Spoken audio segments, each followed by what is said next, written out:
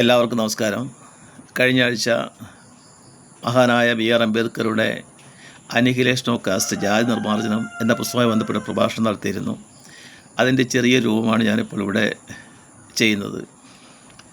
1936 ലാഹോറിൽ വായിക്കാൻ വേണ്ടി തയ്യാറാക്കിയ ഒരു പ്രസംഗമാണ് ജാതി നിർമ്മാർജ്ജനം എന്ന പേരിൽ പിന്നീട് പുസ്തകമായി വന്നത്. ജാട്പത് തോടക് മണ്ഡൽ എന്ന ഒരു ഹിന്ദുമതത്തിൽ നവീകരണ പ്രസ്ഥാനം അല്ലെങ്കിൽ പരിഷ്കരിക്കുന്നതിന് വേണ്ടിയുള്ള പ്രസ്ഥാനം സംഘടന ഉണ്ടായിരുന്നു. അവരുടെ വാർഷിക സമ്മേളനത്തിൽ അധ്യക്ഷ പ്രസംഗം ചെയ്യുന്നതിന് വേണ്ടിയാണ് അംബേദ്കറെ ക്ഷണിച്ചത്.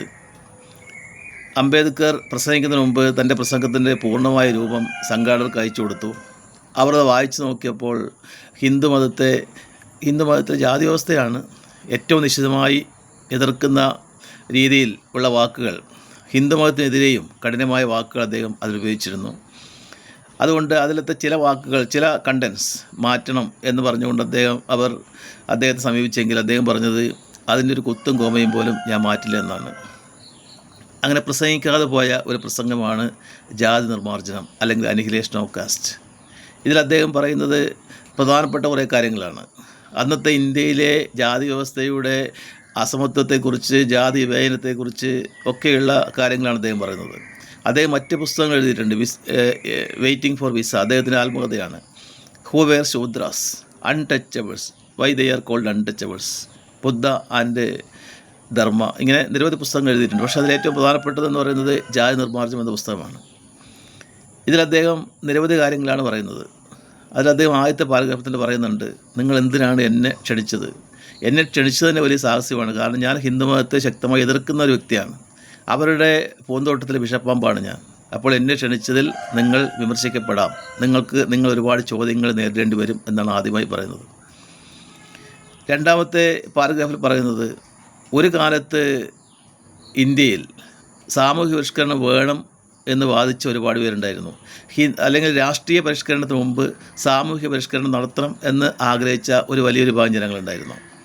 ഉദാഹരണത്തിന് 1885 ഇന്ത്യൻ നാഷണൽ കോൺഗ്രസ് രൂപീകരിക്കുന്നത്. 1887 തന്നെ സോഷ്യൽ കോൺഫറൻസ് രൂപീകരിച്ചു. അപ്പോൾ ഈ ഇന്ത്യൻ നാഷണൽ കോൺഗ്രസ് രാഷ്ട്രീയ പരിഷ്കരണത്തിന് പ്രാധാന്യം കൊടുത്തപ്പോൾ സോഷ്യൽ കോൺഫറൻസ് സാമൂഹിക പരിഷ്കരണവുമായിട്ടാണ് മുമ്പിലോട്ട് പോയത്. ഈ രണ്ട് സംഘടനകളും വളരെ യോജിച്ചാണ് ആദ്യം മുമ്പിലോട്ട് പോയത്. ഇന്ത്യൻ നാഷണൽ കോൺഗ്രസിൻ്റെ അതേ പന്തൽ വെച്ചാണ് ആ സമ്മേളനം നടക്കുന്നത്. രാഷ്ട്രീയ സമ്മേളനം നടക്കുന്നതിന് മുമ്പ് സാമൂഹികപരമായ പരിഷ്കരണത്തിന് വേണ്ടിയുള്ള സമ്മേളനങ്ങൾ സോഷ്യൽ കോൺഫറൻസ് നടത്തിയിരുന്നത്. രണ്ട് ചിറകുകൾ പോലെ വളരെ യോജിച്ചാണ് രണ്ട് പ്രസ്ഥാനങ്ങൾ മുമ്പിലോട്ട് പോയത്. പിന്നീട് ഈ സോഷ്യൽ കോൺഫറൻസിന് ശക്തി കുറഞ്ഞു, അതിനെ പിന്തുണക്കുന്നവർ കുറഞ്ഞു. സാമൂഹിക പരിഷ്കരണത്തെ പിന്തുണക്കുന്നവർ കുറയുകയും രാഷ്ട്രീയ പരിഷ്കരണത്തെ പിന്തുണക്കുന്നവർ കൂടുകയും ചെയ്തു. പിന്നെ തിലകൻ്റെ ഒക്കെ കാലമായപ്പോൾ അദ്ദേഹം ശക്തമായി സാമൂഹിക പരിഷ്കരണത്തെ എതിർത്തിരുന്നു. അപ്പോൾ സാമൂഹിക പരിഷ്കരണത്തിന് സോഷ്യൽ കോൺഫറൻസുകാർ പറഞ്ഞത്, ഞങ്ങൾ മറ്റൊരു പന്തൽ കെട്ടി അവിടെ സമ്മേളനം നടത്താമെന്ന് പറഞ്ഞപ്പോൾ ആ പന്തൽ കത്തിക്കും എന്നുവരെ കോൺഗ്രസ് പറഞ്ഞു. 1892 അലഹബാദ് കോൺഗ്രസ് സമ്മേളനത്തിൽ വെച്ച് WC ബാനർജി പ്രസംഗം നടത്തി. ആ പ്രസംഗത്തിൽ പറഞ്ഞത്, രാഷ്ട്രീയ പരിഷ്കരണത്തിന് മുമ്പ് സാമൂഹിക പരിഷ്കരണം വേണം എന്ന വാദത്തോട് എനിക്ക് യാതൊരു യോജിപ്പില്ല എന്നാണ്. അംബേദ്കർ പറയുന്നത് അത് സാമൂഹിക പരിഷ്കരണത്തിൻ്റെ അല്ലെങ്കിൽ സോഷ്യൽ കോൺഫറൻസിൻ്റെ ഒരു മരണമണിയായിരുന്നു എന്നാണ്. അല്ലെങ്കിൽ ഒരു ചരമോപചാര പ്രസംഗം പോലെയായിരുന്നു ആ പ്രസംഗം. അതിനുശേഷം സോഷ്യൽ കോൺഫറൻസിൽ കാര്യമായ ഒരു മുന്നേറ്റം നടത്താൻ ഇന്ത്യയിൽ നടന്നില്ല. ജാതി വ്യവസ്ഥ വളരെ മോശമായ രീതിയിൽ തുടർന്നുകൊണ്ടിരുന്നു. സമൂഹം പല തട്ടുകളായി ഇങ്ങനെ വിഭജിക്കപ്പെട്ടത് അതേപടി നിലനിന്നു ഇങ്ങോട്ട് വന്നു എന്നാണ് അദ്ദേഹം പറയുന്നത്. പിന്നെ ഒരുപാട് അസമത്വത്തെക്കുറിച്ച് അദ്ദേഹം പറയുന്നുണ്ട്. പേശ്വ ഭരണത്തിന് കീഴിൽ മറാത്തയിലുണ്ടായിരുന്ന അനുഭവം, അവിടെ അവർണർക്ക് റോഡിലൂടെ നടക്കാൻ കഴിയില്ല. അവർ നടക്കുമ്പോൾ ഒരു മൺകലം കഴുത്തിൽ തൂക്കിയിടണം, അതുപോലെ ഒരു ചൂല് അരയിൽ കെട്ടിത്തൂക്കണം, അതുപോലെ ഇങ്ങനെയുള്ള നിരവധിയായ കാര്യങ്ങൾ പറയുന്നുണ്ട്. പിന്നെ മധ്യപ്രദേശിലെ ഇൻഡോറിൽ ബാലികൾക്ക് നേരെ ഉണ്ടായിരുന്ന വിവേചനം, അതുപോലെ ഗുജറാത്തിലെ കവിതയിൽ അവിടെ അവർണർക്ക് നേരെ ഉണ്ടായിരുന്ന വിവേചനം, അതുപോലെ ജയ്പൂരിൽ നടന്ന ഒരു സംഭവം, ചക്വാരയിൽ ഒരു സദ്യ നടത്തിയപ്പോൾ അവിടെ നെയ്യ് വിളമ്പിയതുമായി ബന്ധപ്പെട്ട്, നെയ്യ് എന്ന് പറയുന്നത് ആഢ്യത്വം കാണിക്കുന്ന ഒരു സംഭവമാണ് സവർണരുടെ. അത് വിളമ്പാൻ അവർണർക്ക് അധികാരമില്ല, അവരെ അടിച്ചോടിക്കുകയും അത് ഭക്ഷണപദാർത്ഥങ്ങൾക്ക് വലിച്ചെറിയുകയും, ഇങ്ങനെ നിരവധിയായ കാര്യങ്ങൾ അദ്ദേഹം ഉദാഹരണ സഹിതം അവിടെ കാണിക്കുകയാണ്. അപ്പോൾ ഈ ജാതി വ്യവസ്ഥ ഇല്ലാതാകേണ്ടതിൻ്റെ അടിയന്തര പ്രാധാന്യത്തെക്കുറിച്ചാണ് അദ്ദേഹം ഈ പ്രസംഗത്തിൽ അദ്ദേഹം പറയുന്നത്. പിന്നെ അദ്ദേഹം പറയുന്നത് ഈ സോഷ്യലിസത്തെക്കുറിച്ച് പറയുന്നുണ്ട്. അദ്ദേഹം സോഷ്യലിസം നിരാകരിക്കുന്നില്ലെങ്കിലും അദ്ദേഹം പറയുന്നത് സോഷ്യലിസം എന്ന് പറയുന്നത് സമ്പത്തിനെ കേന്ദ്രീകരിച്ചുള്ളൊരു ഒരു പരിഷ്കാരമാണല്ലോ. സാമ്പത്തികമായ ഉള്ളവരും ഇല്ലാത്തവരും രണ്ട് വർഗ്ഗങ്ങളാണ്. അപ്പോൾ ഒരു തൊഴിലാളി വർഗ മേധാവിത്വം ഉണ്ടാവുക, അല്ലെങ്കിൽ തൊഴിലാളി വിപ്ലവത്തിലൂടെയാണ് സോഷ്യലിസം സാധ്യമാകുന്നത് എന്ന് നമുക്കറിയാം. അപ്പോൾ ഇവിടെ ശുദ്ധനും അശുദ്ധനും സവർണനും അവർണനും എന്ന രീതിയിൽ തൊഴിലാളികൾ, സാധാരണ ജനങ്ങൾ പല തട്ടുകളായി കൂട്ടി കിടക്കുമ്പോൾ എങ്ങനെയാണ് അവരെ യോജിപ്പിച്ചുകൊണ്ട് ഒരു തൊഴിലാളി പ്രക്ഷോഭം വിപ്ലവം നടത്താൻ സാധിക്കുന്നത് എന്ന് അദ്ദേഹം ചോദിക്കുന്നുണ്ട്. അതുപോലെ അതുകൊണ്ട് തന്നെ അദ്ദേഹം പറയുന്നത് ഈ സോഷ്യലിസം വരുന്നതിന് മുമ്പ് തന്നെ സാമൂഹിക പരിഷ്കരണം നടപ്പിലാക്കേണ്ടി വരും. അതല്ലെങ്കിൽ അധികാരം കിട്ടിയ ഉടനെ സോഷ്യലിസം വന്നു കഴിഞ്ഞാലും അതിവേഗം അതിനെക്കുറിച്ച് ചിന്തിക്കേണ്ടി വരും എന്ന് അദ്ദേഹം പറയുന്നുണ്ട്. പിന്നെ അദ്ദേഹം പറയുന്ന കാര്യങ്ങൾ, എന്തുകൊണ്ടാണ് ജാതി വ്യവസ്ഥ നിലനിൽക്കണമെന്ന് ആഗ്രഹിക്കുന്നത്, അല്ലെങ്കിൽ എന്തുകൊണ്ടാണ് ചാതുർവർണ്ണം വേണം എന്ന് പറയുന്നത്, അവരെന്താണ്, അവരുടെ ന്യായീകരണം എന്താണെന്ന് പറയുന്നുണ്ട്. ഇതിനെ ന്യായീകരിക്കുന്നത് പറയുന്നത് ഈ ചാതുർവർണ്ണം എന്ന് പറയുന്നത് ഒരു തൊഴിൽ വിഭജനമാണെന്നാണ്. അത് നല്ലതാണെന്നാണ് അവർ വാദിക്കുന്നത്. പക്ഷേ അംബേദ്കർ പറയുന്നത് അത് തൊഴിൽ വിഭജനമല്ല, തൊഴിലാളികളുടെ വിഭജനമാണ്. തൊഴിലാളികളിങ്ങനെ പല അറകളിലായി, പല വാട്ടർ ടൈറ്റ് കമ്പാർട്ട്മെൻറ്റുകളിലായി തിരിക്കുകയാണ് ചെയ്യുന്നത് തൊഴിലാളികളെ. അപ്പോൾ ജന്മമാണ് ഒരാളുടെ തൊഴിൽ നിർണ്ണയിക്കുന്നത്. ഒരാൾ ജനിക്കുന്നതിന് മുമ്പ് തന്നെ തീരുമാനിക്കുന്നു നീ എന്ന് തൊഴിൽ ചെയ്യണമെന്ന്. അപ്പോൾ ജന്മം ഒരു തൊഴിൽ നിശ്ചയിക്കുന്നത് ന്യായമല്ല എന്നാണ് അംബേദ്കർ ശക്തമായി വാദിക്കുന്നത്. പിന്നെ ഇതിനെ ന്യായീകരിക്കുന്നവർ പറയുന്നത് 4 വർണ്ണമാണല്ലോ, ബ്രാഹ്മണ, ക്ഷത്രിയ, വൈശ്യ, ശൂദ്ര. ഇത് ശൂദ്രരെയാണ് അവർണമായിട്ട് നമ്മൾ കണക്കാക്കുന്നത്. പിന്നെയും അതിന് താഴെയുള്ളവരുണ്ട്. അപ്പം ഈ ശൂദ്രർ എന്ന് പറയുന്നത് അവരെ സംരക്ഷിക്കുകയാണ് മറ്റ് 3 വിഭാഗങ്ങൾ ചെയ്യുന്നത് എന്നാണ് പറയുന്നത്. അവർ കുട്ടികളും മറ്റുള്ള രക്ഷകർത്താക്കളുമാണെന്നാണ് പറയുന്നത്. അവർക്കെന്തെങ്കിലും സംശയം ഉണ്ടെങ്കിൽ വിദ്യാഭ്യാസം നേടേണ്ടതില്ല, അവർക്ക് വിദ്യാഭ്യാസം നേടിയ ബ്രാഹ്മിൺസ് ഉണ്ട്. അതുപോലെ അവർ ആയുധാഭ്യാസം നടത്തേണ്ടതില്ല, കാരണം അവർ സംരക്ഷിക്കാൻ ക്ഷത്രിയരുണ്ട്. അവർ സ്വത്ത് സമ്പാദിക്കേണ്ടതില്ല, അവർക്ക് സാമ്പത്തികമായി സഹായം ചെയ്യാൻ അതുമായി ബന്ധപ്പെട്ട് ബിസിനസ്, കൃഷിയൊക്കെ നടത്തുന്ന വൈശ്യരുണ്ട്. അപ്പോൾ ഇവരെപ്പോഴും ഒരു കുട്ടികളാണ്.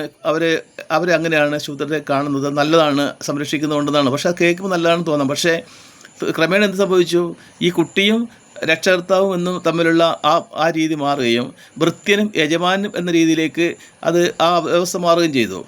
എന്തിനും ഏതിനും ജീവിതകാലം മുഴുവനും അടുത്ത തലമുറയും മറ്റുള്ളവർ ആശ്രയിക്കേണ്ട അവസ്ഥ വരിക എന്ന് പറയുന്നത് അന്യായമാണ് എന്നാണ് അംബേദ്കർ പറയുന്നത്. അതുപോലെ ഇവർ വിദ്യാഭ്യാസം നേടിയില്ല, വിദ്യാഭ്യാസം കൊടുത്തില്ല അവർക്ക്, കാരണം നിഷേധിച്ചു. കാരണം വിദ്യാഭ്യാസം കിട്ടിയാൽ അവർ ചോദ്യം ചെയ്യും. അവർക്ക് ആയുധാഭ്യാസം കൊടുത്തില്ല, അപ്പോൾ അവർ ചെറുത്ത് നിൽക്കും. അതുപോലെ സ്വത്ത് അതൊന്നും വേണ്ട, സ്വത്ത് ഒക്കെ കിട്ടിയാൽ അവർ സ്വന്തം കാലിൽ നിൽക്കും, അവരെ ചോദ്യം ചെയ്യും.